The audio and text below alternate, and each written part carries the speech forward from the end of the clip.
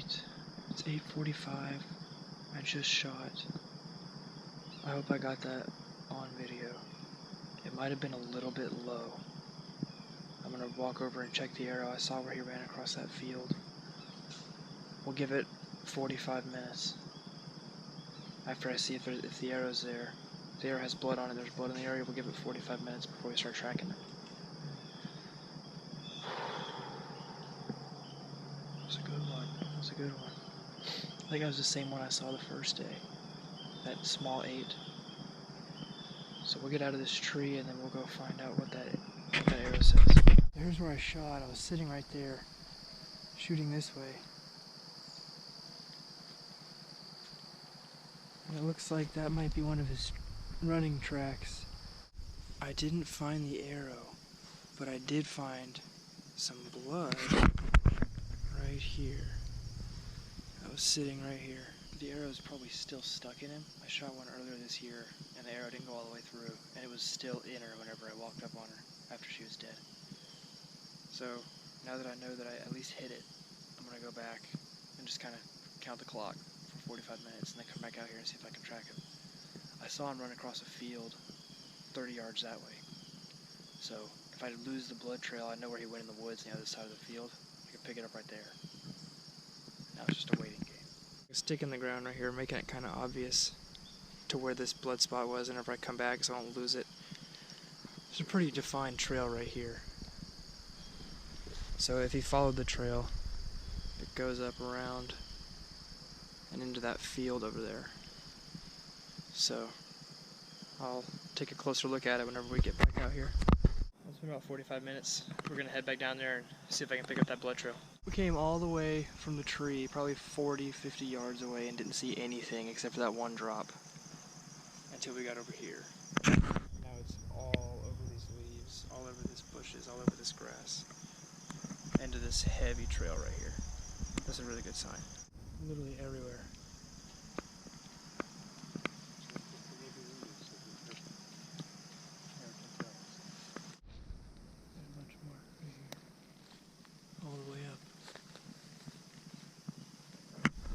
I've never seen a blood trail this thick for so long.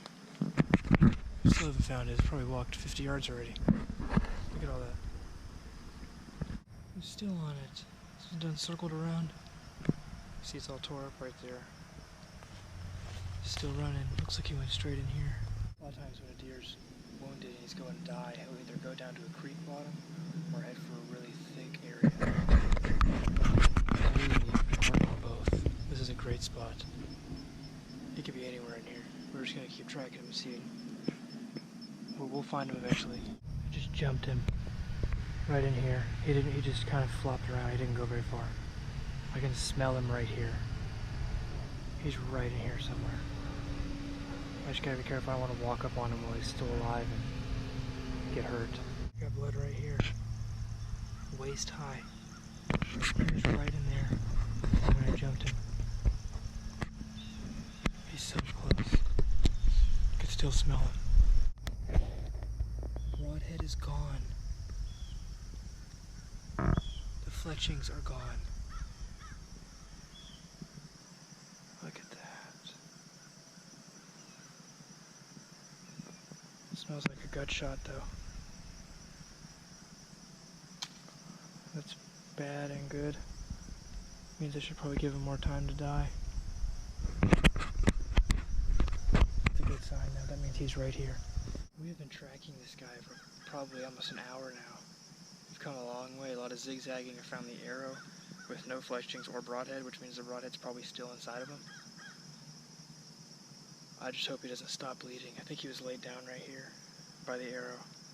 Whenever we jumped him, I think he busted the arrow off, running out of here.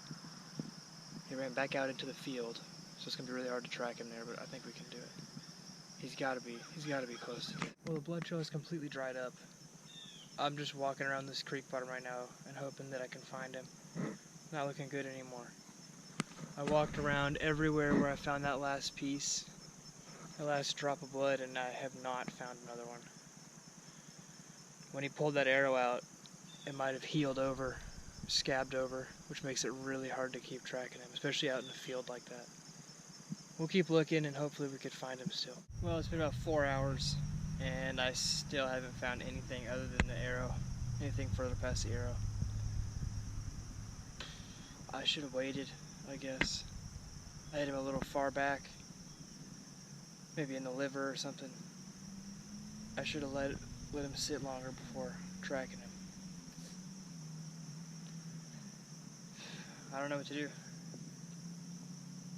This is the first deer I haven't been able to recover, and it sucks. I feel pretty bad.